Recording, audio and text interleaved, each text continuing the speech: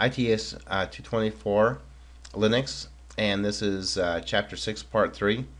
At this point, what we're talking about are shell scripts and sequential log. First of all, sequential logic, and what we have here is a particular script. And this one's called Practivity, and you develop that.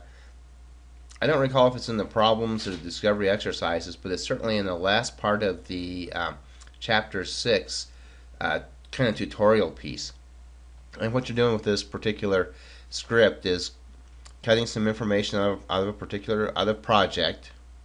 Okay, we've done this before.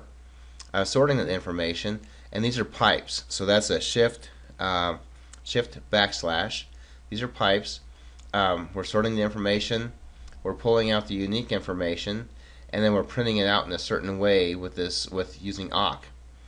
And then the next piece, we're cutting out information from the programmer file, sorting it, and then we're joining some of these files together, and then you're creating this report. Okay, so that's within a script, first step, second step, and third step. Now, when we look at that, there we are. We can cat Practivity. Okay, and that's exactly the same thing that we're looking at. Now, next slide is once you create this script, and we've done a little bit of this already, we need to change mode to where users, groups, and owners have execute access to this particular file. Okay, and so that's what we're doing. We're changing the mode of the file so Unix recognizes it as an executable file, and of course that's designated by the letter X. Also, what you can do is change mode A plus X Practivity. That changes that mode for all users.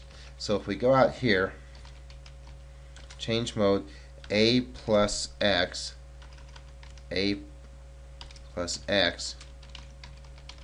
Practivity, and then we type in dir Practivity,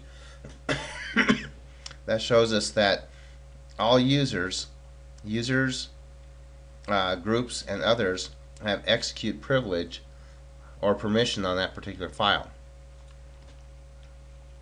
And then we go ahead and execute it by running the dot slash Practivity or just sh space Practivity. Either one will work.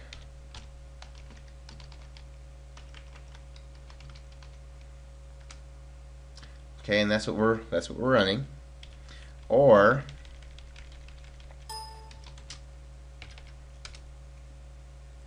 okay, so we can see that running sh shell Practivity, it's compiling the shell, or compiling the script on the fly and then executing it.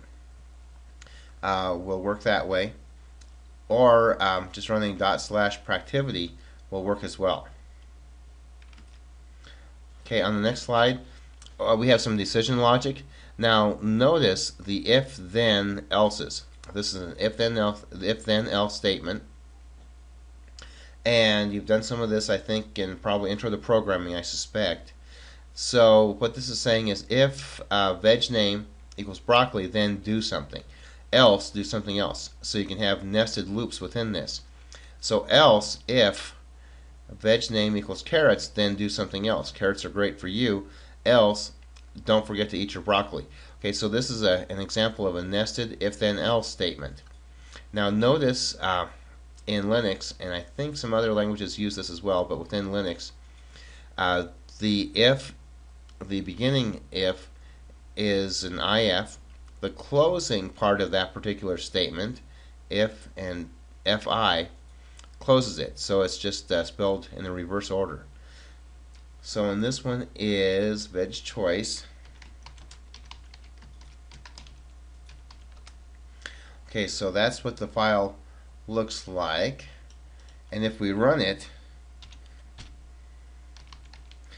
and what I might need to do, which I guess it'll work okay. I thought I might I thought I might. I thought I should have. I should probably say it that way. I thought I should have changed the mode, but I obviously have changed it previously. So what do we have? Carrots. Carrots are great for you. Okay, a very simple program. Broccoli. Don't forget to eat your broccoli. And then finally, let's run it and say tomatoes. Don't forget to eat your broccoli also. So if we look at the code on this, we can see how that works out. Okay, next, a couple of them. There's a for loop, and then when you look at this for loop, I look at veg choice 1. So for users in John, Ellen, Tom, Becky, Ellie, and Jill, do echo users and then done. So this is a little loop of itself, and all it's doing is going ahead and looping until it runs out of names in the list. Okay, so it's veg choice 1.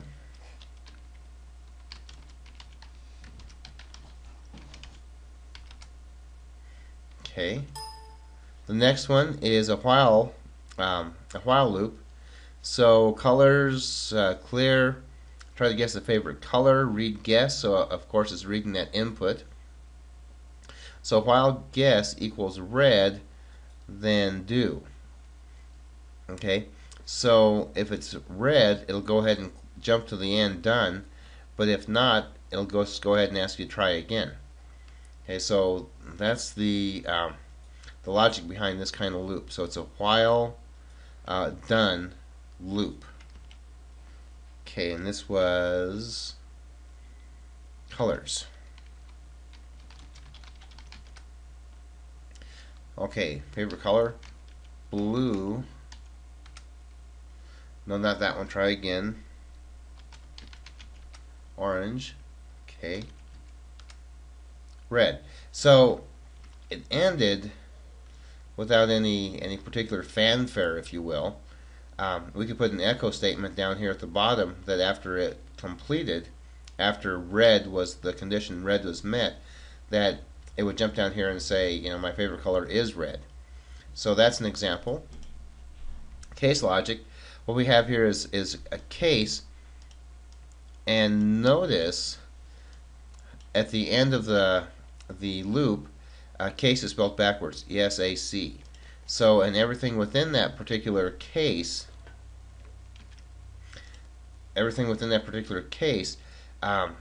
the answers, if you will, are denoted by being within the particular double quotes, and then the output is listed. So if we were to run this, and this is many colors,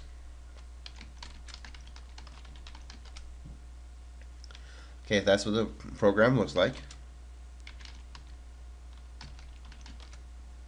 Okay, enter the favorite color. Blue. Okay, we have to run it again. Red.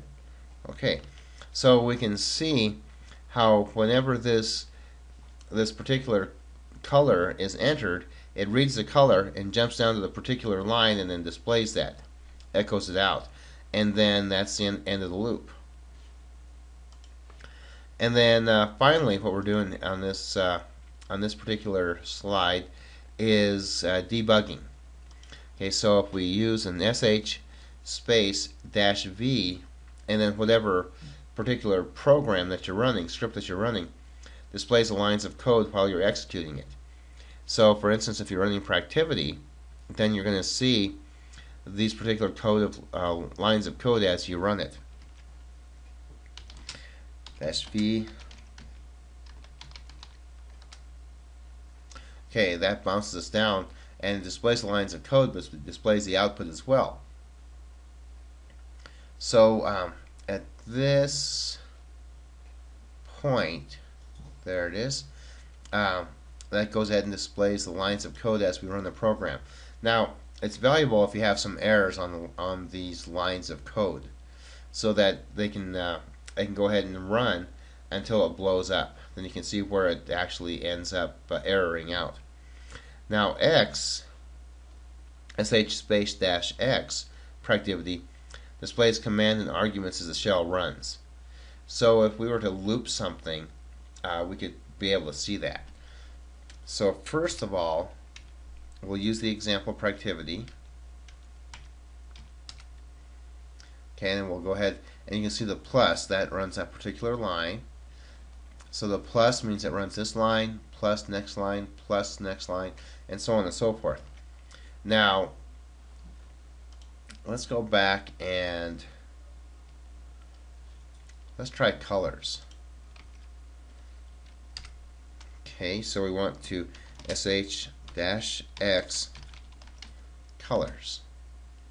Okay, so you can see how it has read that echo line. Try to guess my favorite color. And then it goes ahead and reads the next line. It prints this,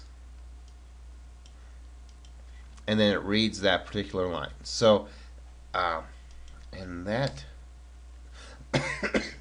excuse me, and that concludes that particular debugging, that particular part about debugging shell scripts. So again, we can use the -v. It shows us the lines of code while executing, and then -x displays command and arguments as the shell runs. So from either one of these, you can go ahead and tell where you have some errors within your shell scripts. Okay, so that will conclude chapter 6. So we talked about